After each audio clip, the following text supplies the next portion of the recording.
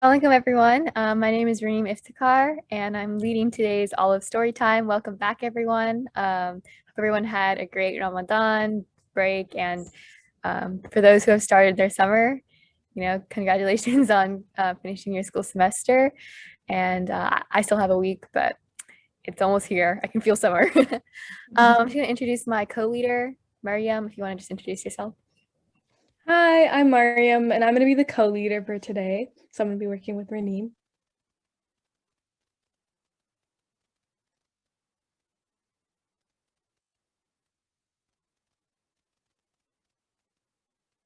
And our speaker today is Ms. Sherrel Johnson. Um, sorry, one second.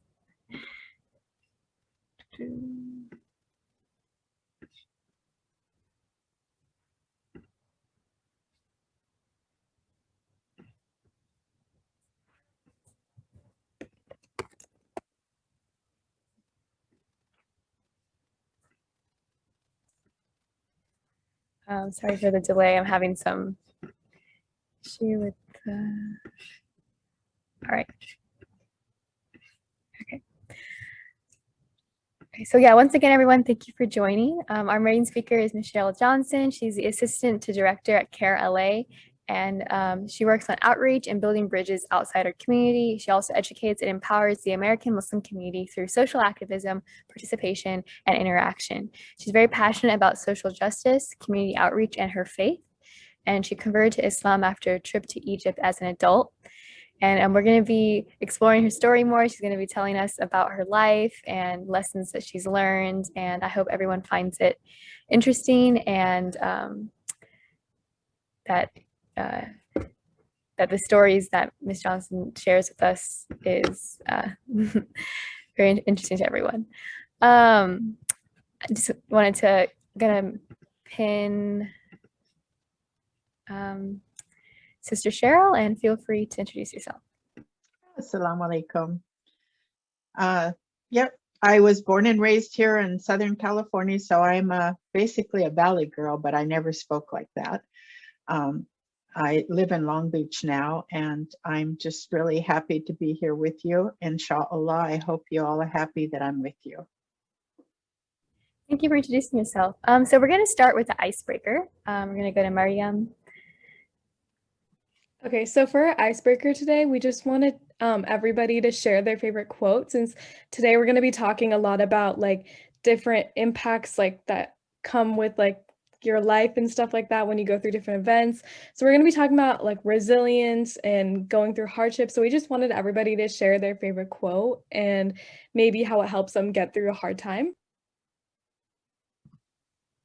I can start off if you want. So one of my favorite quotes would be everything happens for a reason. It's really basic, but it kind of just reminds me that like no matter what I'm going through, it's happening for a reason and it'll make sense later. I have to share that's one of my favorite quotes too. Wow, that's amazing. I believe it with all my heart. Yeah, it really helps during like hardships and stuff like that. And just remembering, it gives like comfort. Yeah. In fact, it's something that I probably will be mentioning in my talk. Everyone else has a quote too. Feel free to jump in. One that I really like is you miss 100% of the shots you don't take. I think that's when because a lot of times I have ideas of things I want to do, but a lot of like fear or anxiety will stop me from doing it. But even if there is a potential for failure, knowing that there's also a potential for success also makes me want to do things too. Yeah, and anyone feel free to unmute yourself and add any quotes that you'd like. I don't really know if it's a quote, but like the saying, like it's okay to not be okay. I think that's just like a simple one. And honestly, like it really just like how Mariam said, like the other one was kind of her comfort quote. Like this is kind of mine, just like gets me realizing that like, oh, it's fine that I'm not fine. I just need to know how to kind of get through it. Yeah. I'm not sure if this is a quote either, but like you are your biggest critic or like judge, because I tend to like judge myself a lot and like overthink that people are judging me, but it's usually just like me overthinking and they're not thinking about it as much. My favorite one is when Dory in Finding Nemo says like just keep swimming, and like it's overused, but I think like people need to learn that like you just have to keep going and not stop, and good things will happen eventually.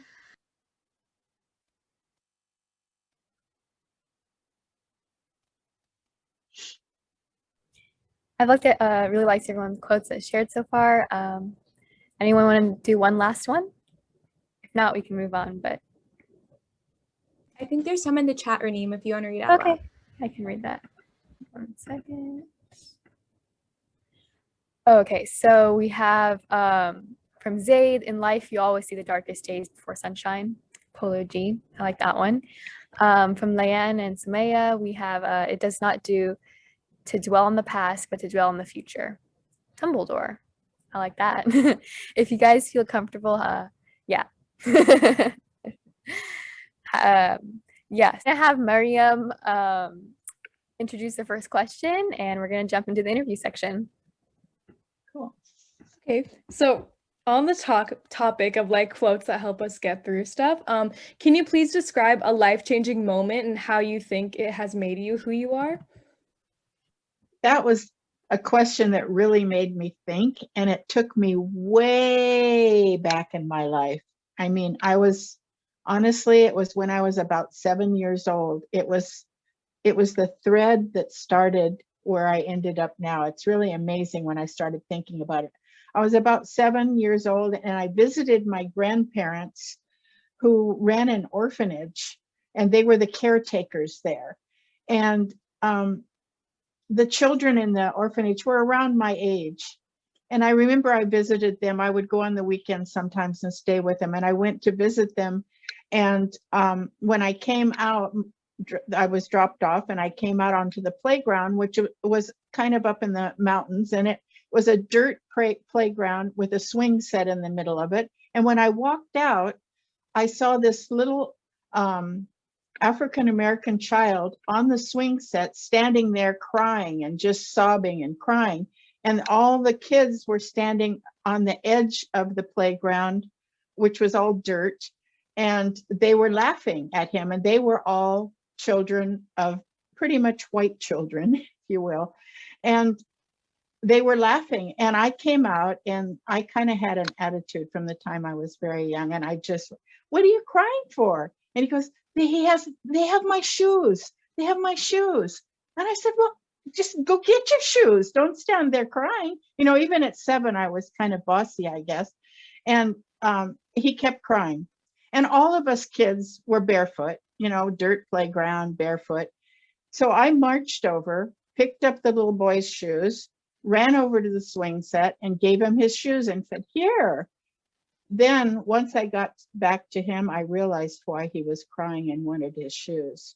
The playground was full of those puncture vines that had, you know, stickers about this big, and they were all stuck in the bottom of my feet, and my feet were all bleeding. So that's why he needed his shoes. But I was so mad I didn't care. And that, I know it sounds silly, but that was, when I look back in my life, I never knew any people of color until I was probably in late middle school.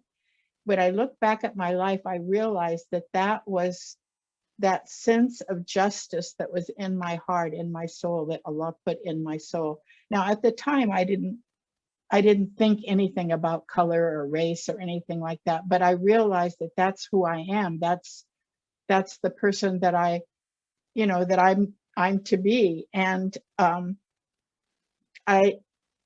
I just realized that was the beginning of my path toward justice. And much later in my life, after I became a Muslim, I ended up working for CARE, which is a social justice organization.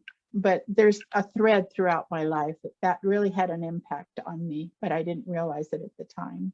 So standing for justice is actually part of our Islamic beliefs, and I would say probably the beliefs of every religion. Yeah, definitely hearing about people's like formative events from when they were young, and Crazy. how that kind of impacts the rest of their life and career choices and, you know, their perspective on the world. It's very fascinating. Yeah. So kind of segueing into the next thing, you mentioned like a life-changing moment in your personal life. Has there been a moment or event in like the world kind of timeline that had the biggest impact on your life, like the world event? World event.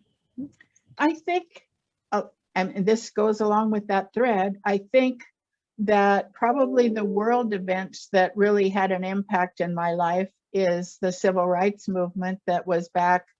For me, it started a little earlier, but for me, I was active in the late 60s and early 70s. I was out in the street, you know, with the fist and the fro and the whole 9 yards. This was, of course, before I was a Muslim, but that had a huge impact on my life. And I believe that that's part of the concept of justice is really what put me on the path much later in my life to Islam, but that's a constant that's always been there. And I would say that what happened during those times of our life, which sadly are still going on, I thought by now we would be a little farther along the road. But that I would say that that's probably had the biggest impact on my life, and it still affects my life. I was probably in my early 40s when I finally learned about Islam and the importance of justice from that perspective.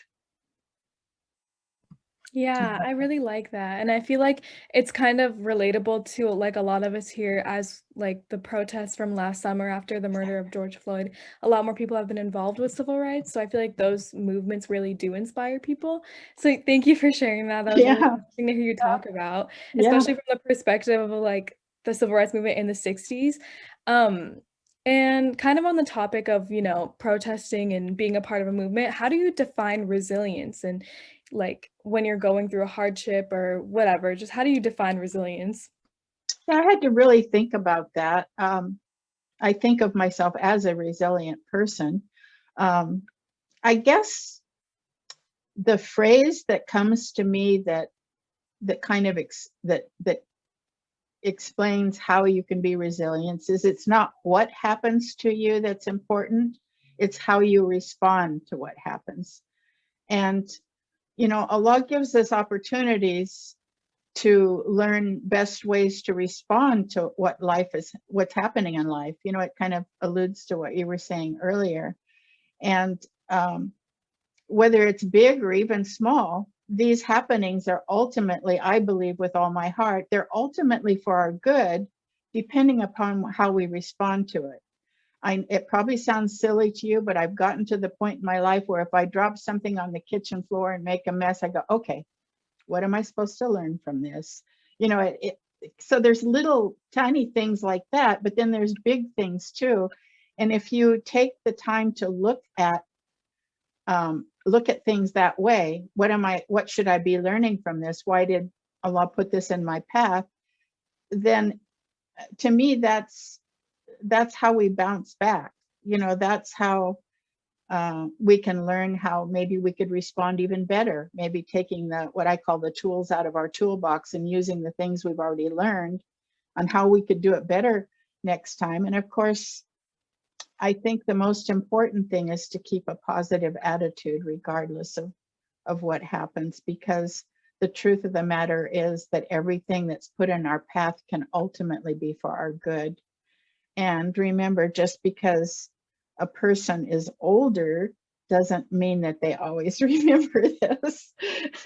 We may at times need to respectfully remind one another of those things, even sometimes our parents, but you know, respectfully is the key word here. I don't know if that makes sense to y'all, but to me, that's how I remain resilient. That's really meaningful. Thank you for sharing that. So one question we wanted to ask is, do you have any regrets through your life? Or I had to think about that one too, because I've lived a long time, so I have probably a whole list of them. But I guess if I wanted to encapsulate all of them, I would say the biggest regret, and I still grapple with it even to this day, is to make the best use of the time when I have it. Because as you know, and may not always think of it, once this moment is gone, it's gone. You can't get it back. So if you don't want to have regrets in your life, use your time the way you choose to use it.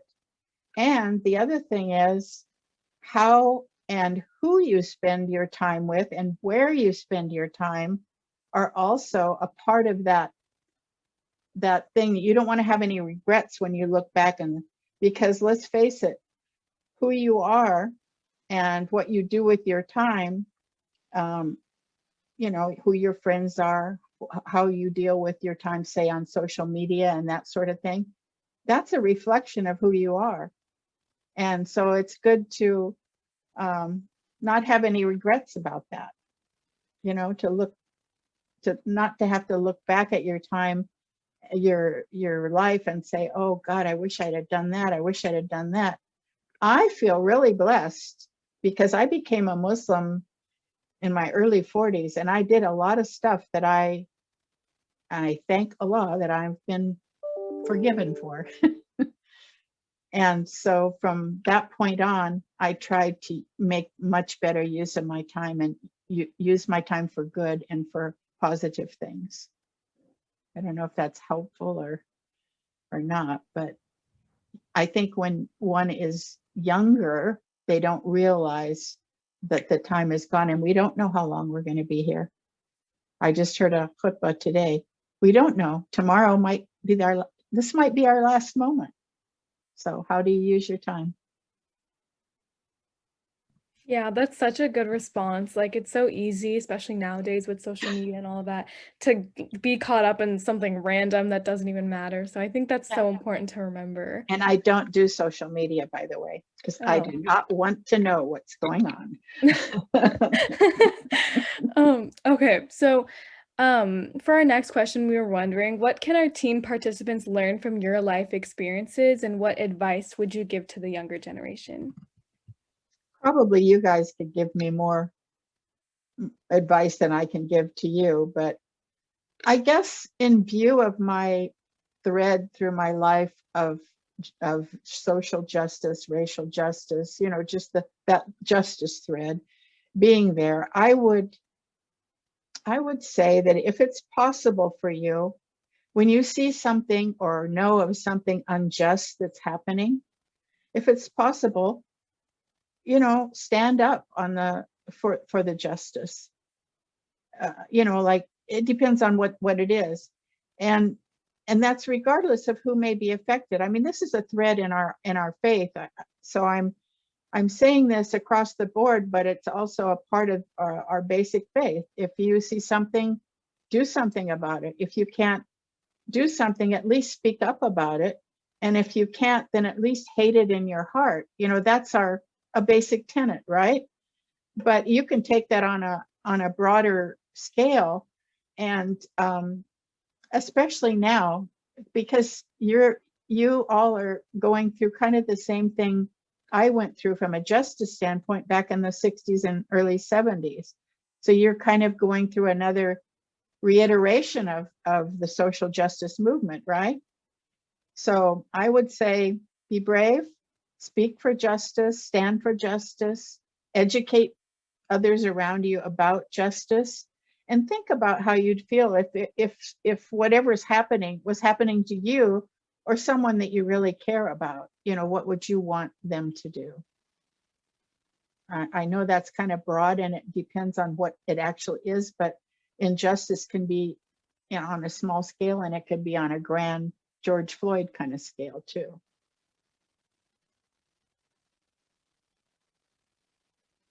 Yeah, especially since, yeah, you mentioned justice and that being the common thread through your life, and also the thing you would express to the younger generation to pay close attention to. I think definitely in this modern time, hearing about certain issues and things that are happening is definitely easier, and it's like there's a passing of the torch kind of from your generation and the others in between to us, and with like the different skills that we all have. So since you have lived through the civil rights movement and you were pretty active in that, the group activity for today is going to be a little trivia on civil rights movements. But we're going to be kind of matching pictures, and in the pictures there are clues and on the signs and stuff for what civil rights movement it was. We're just going to do it by a point system. So whoever feels free to raise their hand and attempt, a shot at the question, feel free to. So I'm just going to pull that up. Give me a second.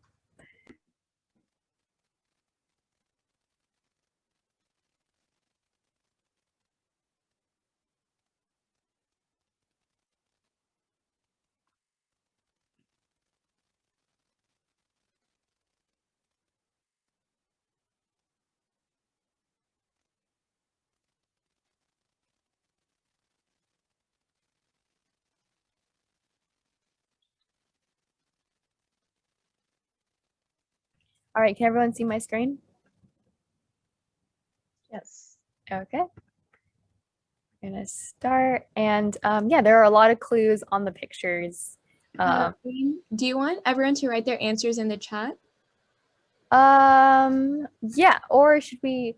Yeah, we can do that. And also, Sister Sherrel, if you have any like life experiences related to any of them or anything you remember from, if you did live through any of them, feel free to jump in. Yeah, most of my things were pretty local, so they weren't within the big main movement. So I may not be able to be very helpful on this, but we'll see. It's all right. Take a trip through history and see if you guys can recognize these iconic pictures. Okay, so we're starting with what event is shown in this picture? Well, it looks like Washington, D.C. to me.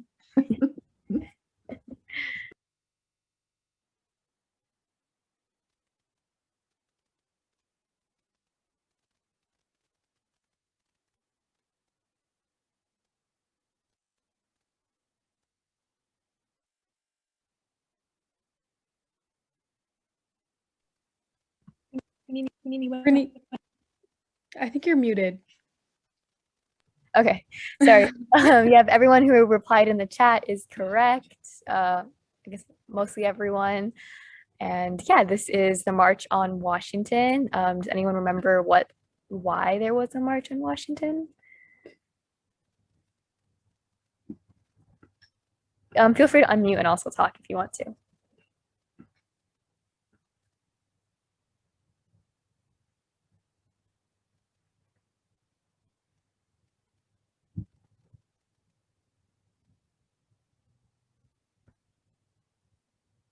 Yeah, everyone in the chat is correct. Martin Luther King was giving a speech, but it was for civil rights for African Americans. Sister Sherrel, were you alive during this time?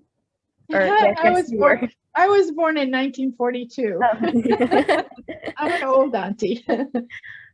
How old were you at this? I'm trying to think, what year was this? Do you remember?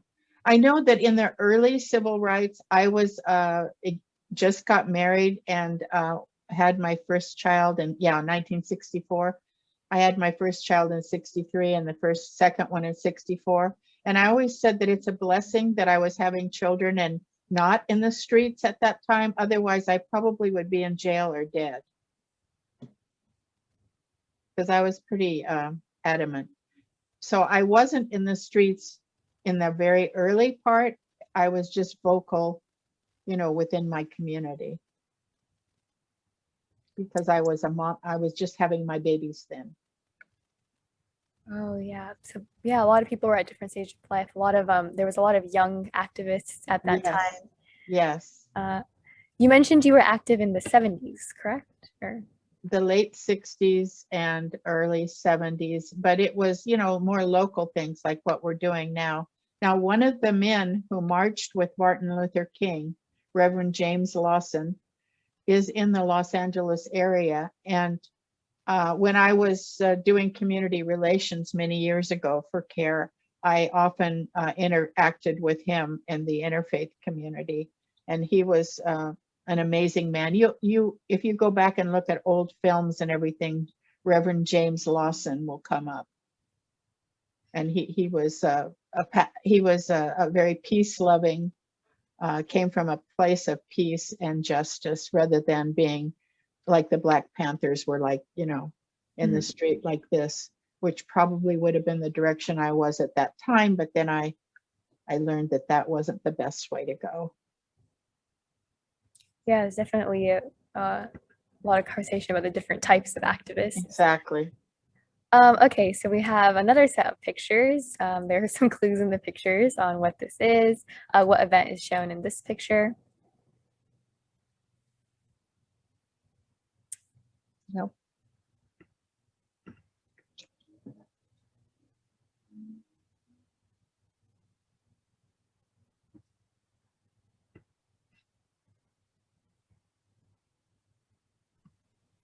Okay, Alright, it looks like people are getting like most of the right answers, so good job.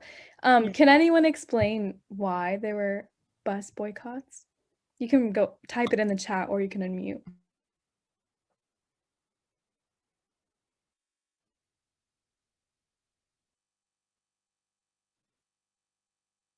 I think it was after Rosa Parks got arrested, right? After what? After Rosa Parks got arrested. Yeah. Mm-hmm. Yeah. I believe so.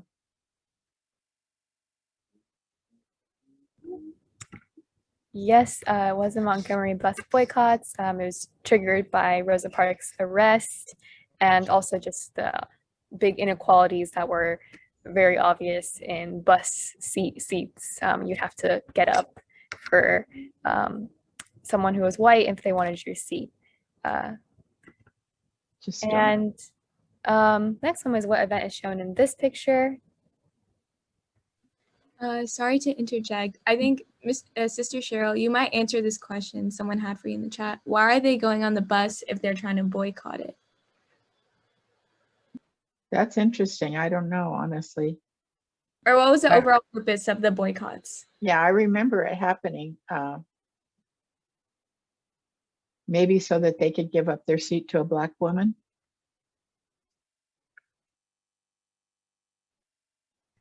Yeah, it was purpose. Like its purpose was to desegregate buses and things like that. Right.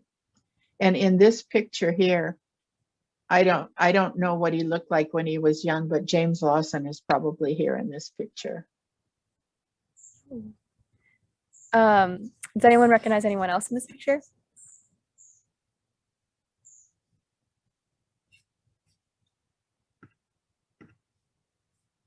Yeah, I see Martin Luther King. Of course. And there's a lot of other people in here that I used to know who they are, but my brain is full and I don't remember their names anymore. But so yeah, certainly their impact of these activists and leaders has still been felt to this day.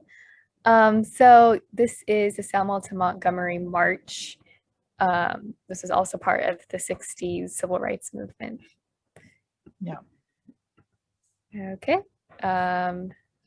Use the pictures to try to figure out this one.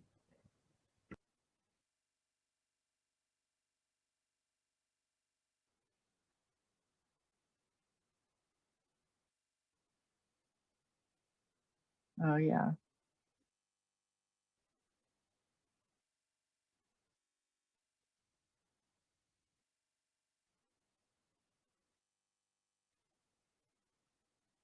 You're muted, Reneem. Sorry. Why am I going? Hold on. The one before.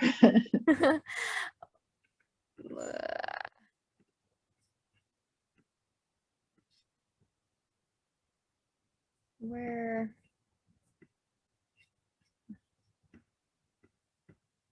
Why can't I go back?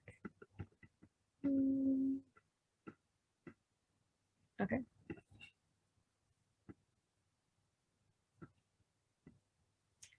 All right. Hold on. Like, sorry everyone. It's okay. I can share my screen if yours isn't working. It is. I just a bit. Okay.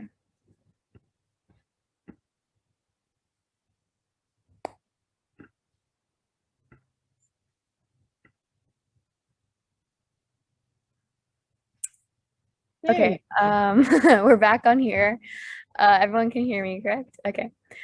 So sorry you guys, we skipped ahead and saw some of them, but we can still talk about them. And some of them also people have, now we're moving on to some of them that people have memories of in their own life too. Not just Sister Sherrel. Yeah. All right. So what event is shown in this picture?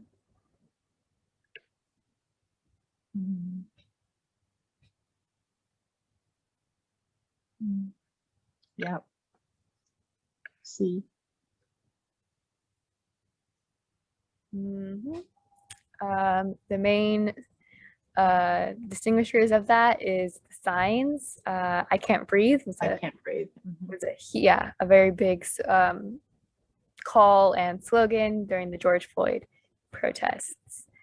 And it definitely echoed some of the things that were being said in the past movements that we were looking at. Does anyone want to maybe mention something they remember? Because it's actually been exactly a year now since like that first big wave of protests happened. Can you guys believe it? Anyone want to jump in with like maybe a vivid memory of if they went to a protest, or maybe like if they just remember that time? Feel free to jump in. Actually, a year ago yesterday, I was at a protest, so it's like it was so like beautiful, I guess, to see everybody in solidarity and just being vocal and supporting each other. Yeah, it definitely was such a big movement to see on social media and in person. Yeah, I've been thinking about it a lot. Sister Sherrel, was there anything you wanted to share? Maybe something you remember from this period of time? The only thing that that makes me deeply saddened is all the destruction that people do during these protests back here now and back then. They're shooting themselves in the foot, actually, and they're making things worse for the people who are struggling by destroying their property and their businesses and what have you. I personally think that there are people who are on the right wing that do it intentionally to cause trouble for those who are suffering, or just gangbangers who just want to, you know, try to take property that isn't theirs. But it hurts the whole movement when people are destructive, when they're protesting. You know, when property is destroyed, when people are hurt, when it just it doesn't solve anything, it just makes it worse. It's like sticking your finger in a wound. Yeah, alongside the like beautiful scenes of the mass protesting and the people showing up, there were also a lot of sad scenes of communities being torn apart and such. Right. My uncle in Minneapolis lived just a few blocks from where everything first kind of exploded. And yeah, and even to this day, I think it's not in like a destruction way, but that intersection, I don't know if you guys have seen the news, that intersection has been kind of occupied by like activists, art and memorials for a year now, and the city is trying to move it. They have moved it. I think they have. This morning they started moving it without telling the people, and they promised that they would give them a heads up, and they didn't. Yeah, so that is really unfortunate. definitely check out that on the news and see what people are doing to try to combat that. Inshallah. All right, so we have another picture. Anyone try to guess what this I is? don't remember this one.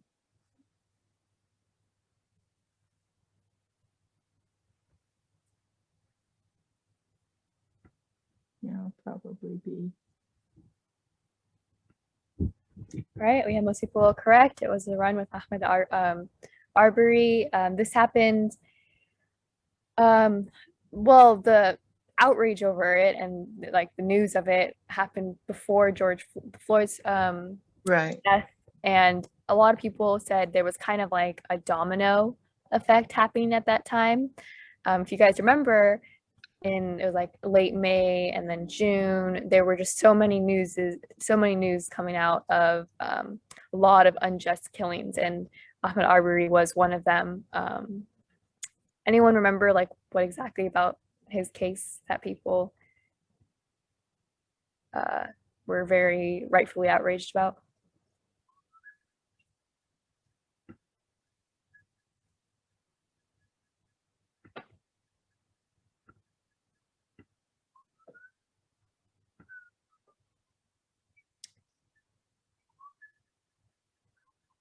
Mariam, do you remember? Do we still have Mariam? We got some answers in the chat. So somebody said he was jogging and wrongfully shot, which is true. These guys chased him in their car and shot him in the back for jogging. And those are all true. And that's why it was run with Ahmaud Arbery, and everybody ran about like 2.23 miles, I think, because that's how many miles Ahmaud ran. Yeah, it was a very sad story. It wasn't at the hands of police, it was just at the hands of two white men, I believe, but it wasn't prosecuted the way it should have been. As many of them are not. Here's another very recent one. What's shown here?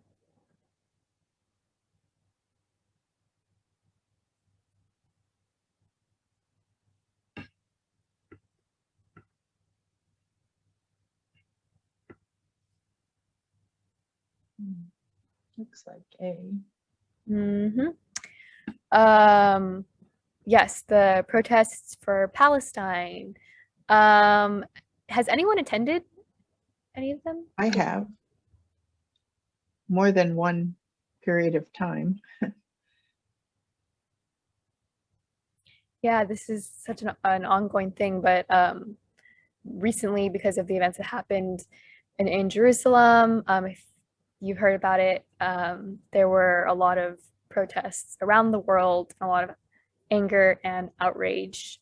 I remember it was the week leading up to Eid. It definitely felt very strange. I'm sure it felt for everyone else because all of my social media feeds and news feeds were just filled with such that sad footage and stories from Palestine, and we still see that today. And may Allah protect them, and for those who passed away, may Allah grant them Jannah.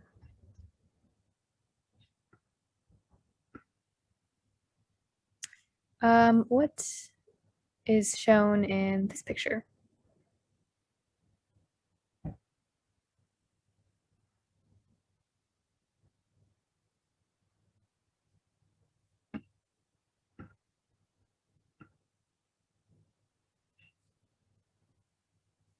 Looks like Asian hate.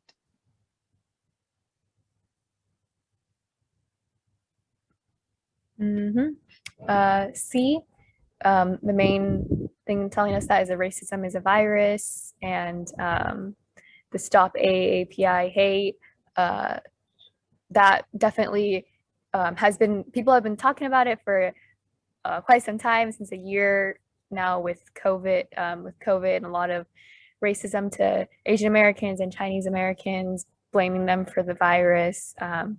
It got significantly worse in the last few months with a lot of tragedies. And actually, now that I think about it, there's been a lot of movements in this past year, a lot. Anyone maybe want to share why they think there might have been a lot of movements in the past year, particularly? Well, I think that a previous president pulled the Band-Aid off of trying to at least hide their nastiness. He just pulled the Band-Aid off, and it's okay to talk like that about people. It's okay to be like that about people. And a lot of people were angry and went along with him. The injustice has always been there. Racism has always been there, but at least it was kind of sealed over a little bit, except for, you know, certain periods of time. But now it's like, it's okay to say what you want or do what you want. And I think your generation can fix that. And I think you're on your way to doing that. Yeah, I certainly can say for other people too that definitely more since Trump's election, he's no longer here anymore, but he caused so much chaos. But his people are still out there. Yeah. So yeah, definitely something to be aware of. I know we started out with pictures from the 60s and a lot of those pictures you see in your textbook and stuff like that. But these things are very historical things happening now. I also think the pandemic and just the time alone and people thinking about what's more important and what isn't important definitely helps there be more support for a lot of different issues and kind of things got more urgent. Yes. Right. And more truth is coming out now about the Palestinian issue and Zionism. Mm-hmm. And I think that there is a major shift now toward people becoming more educated along those lines as well. Yeah, just wanted to thank everyone for participating. Raneem, do you want to do a quick Q&A too? Yeah, let's do that. All right, so if you guys want to put your questions in the chat or speak out loud.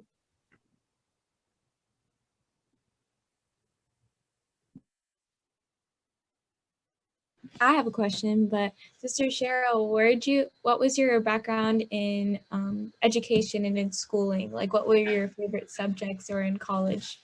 Well, you're going to probably laugh.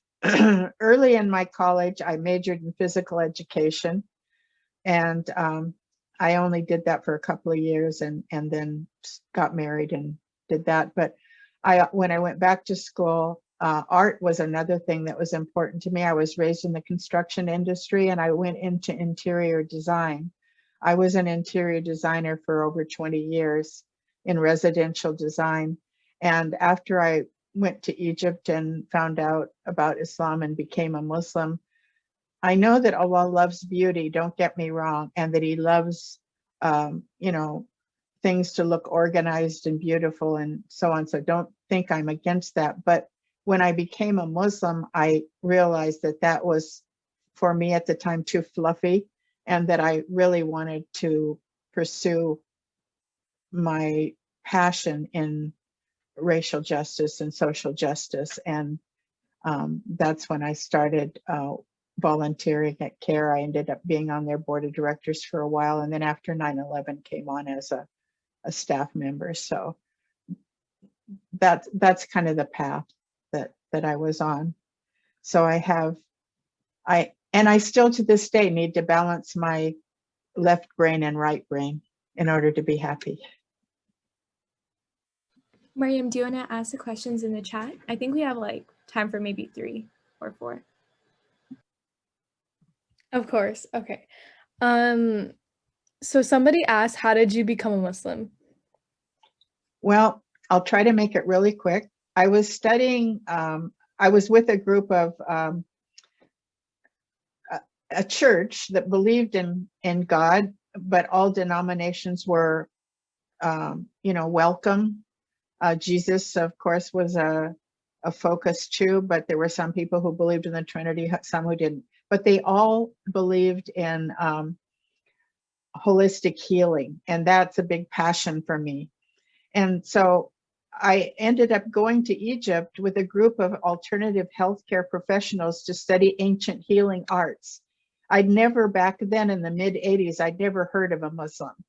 And so I was just going to Egypt, the land of the pharaohs and the pyramids and all that. So and we went all the way from Alexandria to Abu Simbel, studying the different ancient healing arts.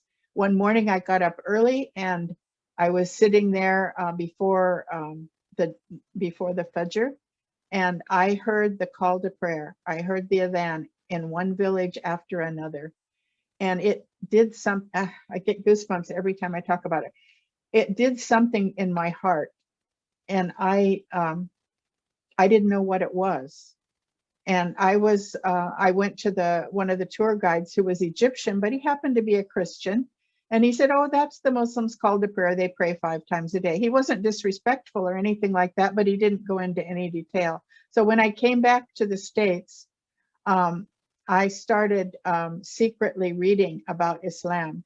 I would go to a bookstore and I would pray and ask God to guide me to what I needed. And I read almost all the books that were printed at that time in English, Al-Ghazali, Sayyid Qutb, I mean, all different kinds of stuff. And fortunately, they were, basic mainstream Islam.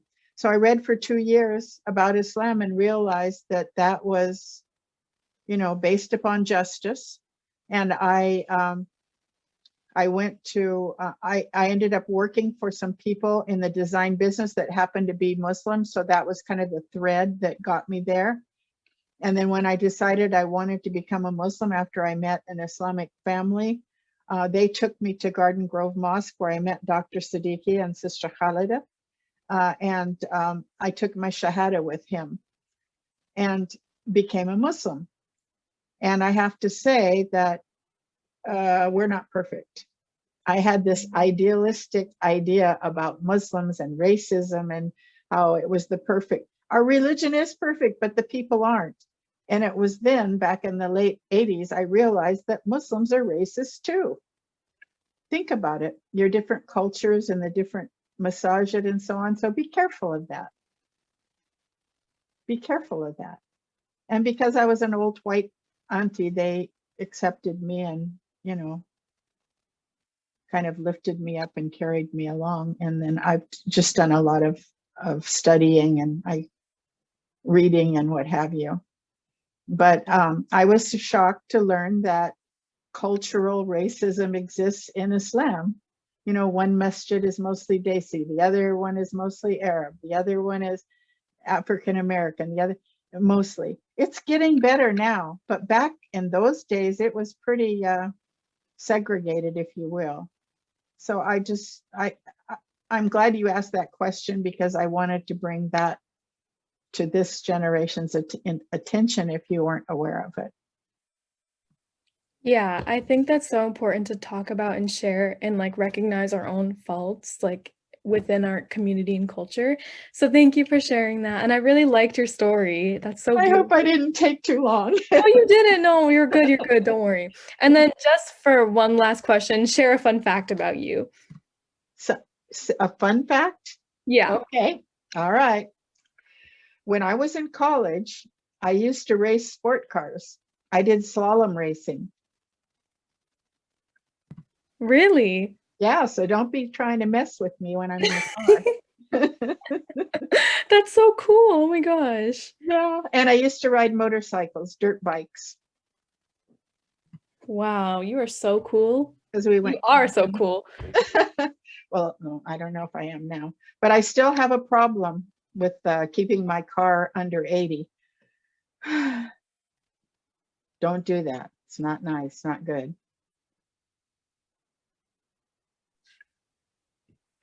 Was there something that you particularly really liked about race car driving? Say that again. Was there something that in particular you really liked about race car driving? For some reason, I'm not hearing about racing.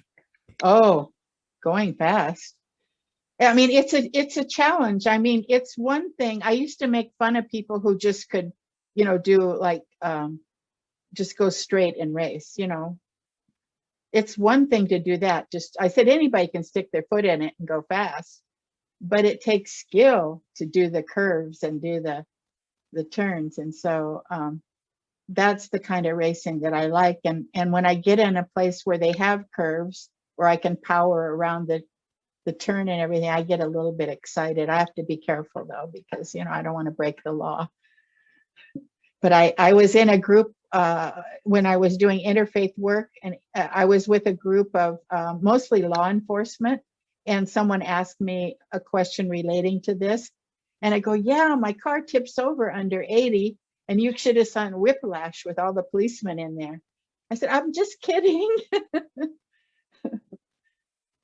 Anyway, drive nice.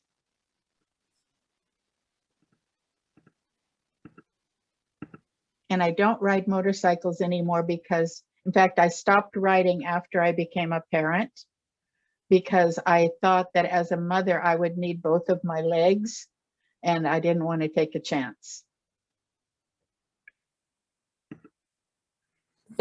It's funny. It took kids and being a mother to want both your legs. Yeah, you need them.